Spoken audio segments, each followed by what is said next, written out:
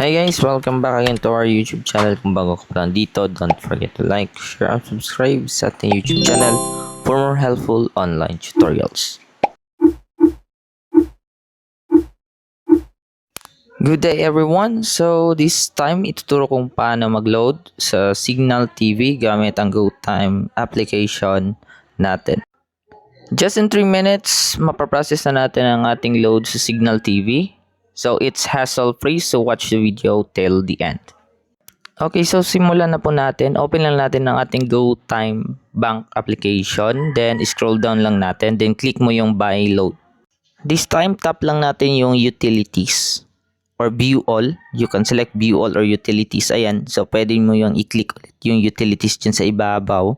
Ayan. Or either way, pwede mo itong gawin. Click mo lang agad yung utilities din. Maproproceed na po tayo dyan.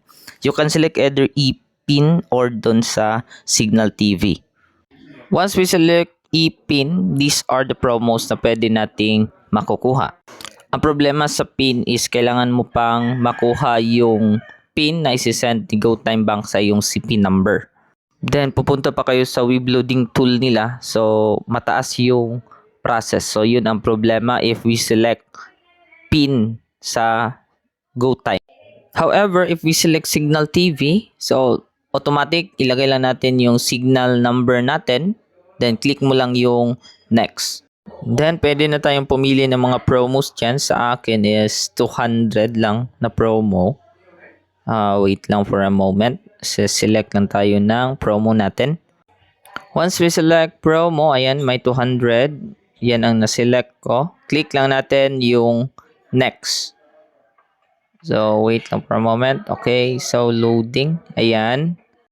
Then, click lang natin yung pay now. And so, loading pa po siya. So, ang kagandahan dito, may points po every transaction. So, processing your transaction. Ayan. So, ang galing dito sa GoTime kasi with no fee transaction, aside from that, may points pa po kayong makukuha. Ayan, 0.33 points. Equivalent for 3 pesos po. Yan. So, ganun po kaganda si GoTime Bank. Then, ayan, may nasi-send na po. Paid na po siya at mabilis lang nating ma-receive yung signal load natin sa ating Signal TV. So, that's all for today guys. Hoping you like our video for today.